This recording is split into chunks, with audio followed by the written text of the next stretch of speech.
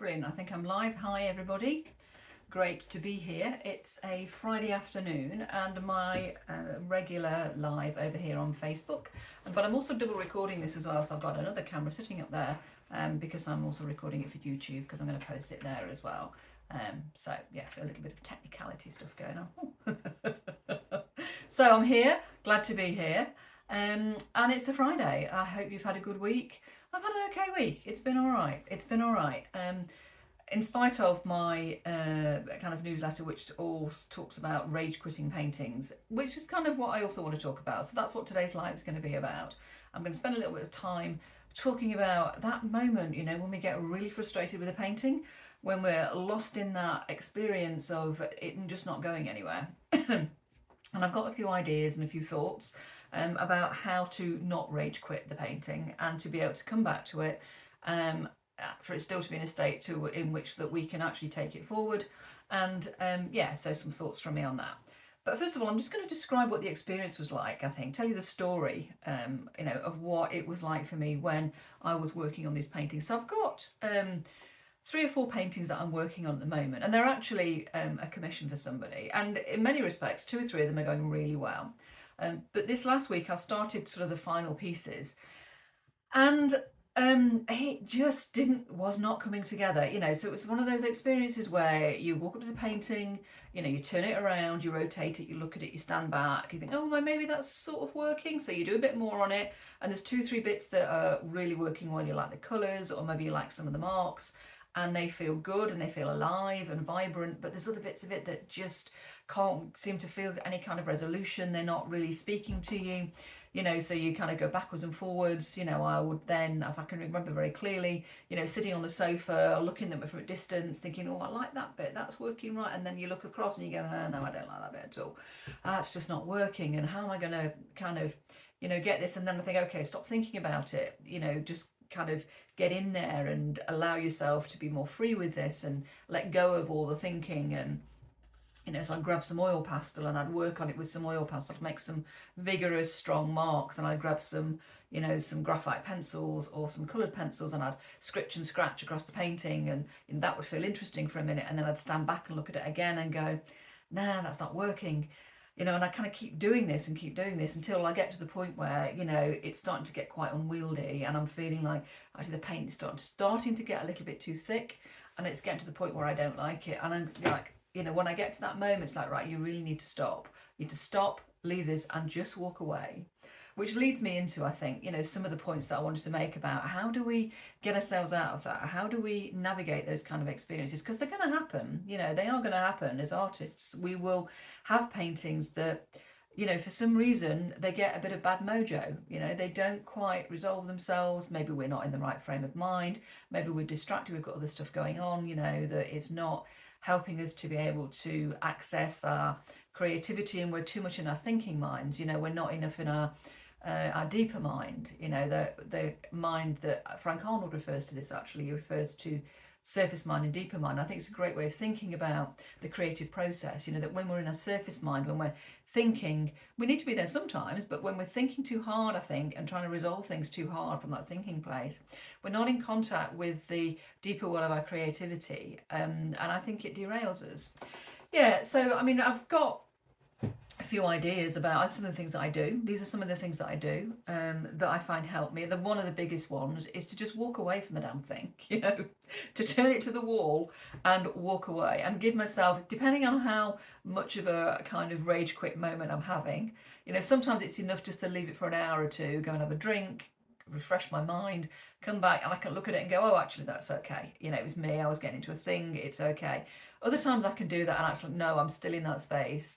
And at that point, I think I will give it much longer, to the point where I might take it off the wall and put it away, because I've got separate racking. So I'll put it away in the separate racking so I can't see it, and it's not, visible. I'm not going to catch sight of it when I walk into the studio. There's other things hanging. And that's what I'll literally do, put other paintings up on my painting wall so that they're not, it's not calling to me anymore.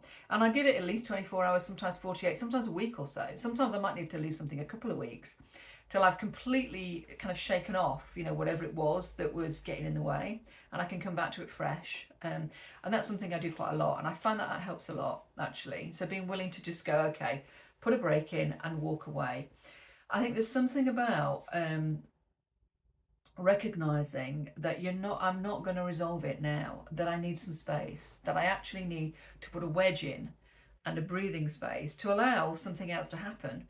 That there's something that's unresolved, that's not being resolved, and the paint, I need to move forward in my own mind before I can come back to the painting and move it forward, which I think sometimes actually brings me on a little bit to what's actually the third point in my newsletter, as I've just sent out. But it's about leaning in and be curious about what this is about.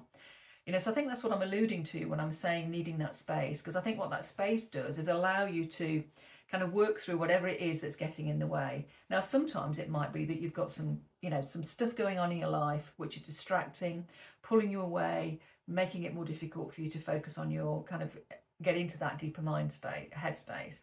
But sometimes it's that there's something that you actually perhaps is unresolved in the work, and you need some space to allow, because I often think it's almost like when we look away from the painting, the processing and the creative process is still happening, but it's happening in the deeper mind. We're not thinking about it consciously, but it's happening at a deeper level.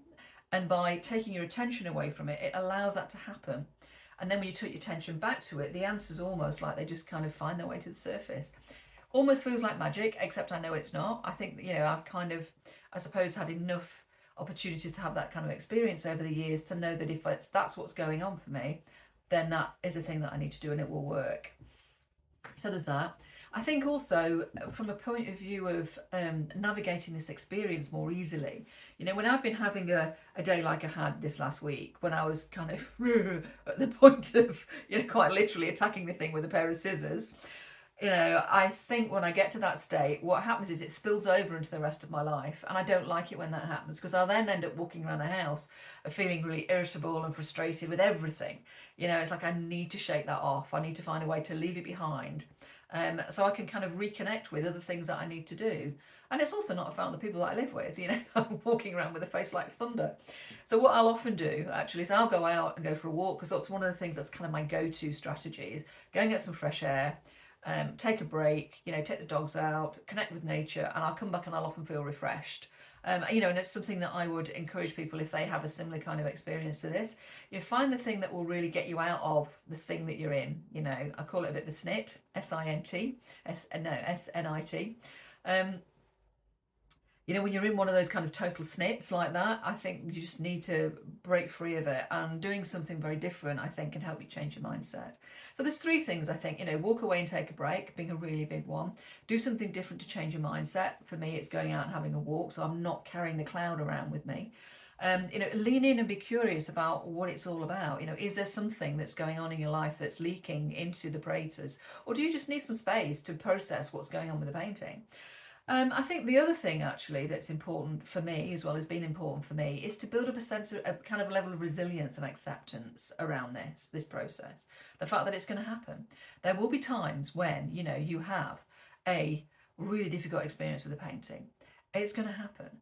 And kind of then doubling up on the difficulty by letting your inner critic start, having a go at you, or letting that part of you then start to come to the fore as well, is not helpful. So I think if we can find a way to be accepting of, right, okay, there's something going on with this painting, I need to engage with my strategies to kind of calm myself down, get to a more fruitful place and let it go for a while. That can be really useful, because it allows us, I think, to kind of get through this. And also to know that, we are going to come out of it, because how many times have you had this experience before? How many times have you been through, experience with a painting that just feels like you're banging your head against a brick wall? Because actually, I guess, lots of artists go through this and have been through this. So I think that's another one for me that is really important. Just starting to kind of develop a bit of resilience around it, and know that actually, it's happened before, it'll probably happen again. There are things that I can do that will make myself feel better. So that's kind of okay, and go to those rather than go to criticism and feeling bad about yourself and giving yourself a hard time about it. And then the final thing, I think, and this is another big one for me, has been to connect with people that I can talk to about this when I'm having a bit of a struggle with something. So I'm not talking about kind of people on Facebook or Instagram where we might post images publicly. I'm talking about really solid art buddies where, ooh, she said wobbling the desk, where you can kind of go to them and say, this is going on, I kind of really need some support, where they've got your back. And you can talk it through with them. Sometimes that is an informal setting, then you've got friends, maybe artist connections that you can speak to. But sometimes it might be, joining a formal mentoring group or a coaching group, where you've got the support of people who are also working through things in the same way that you are.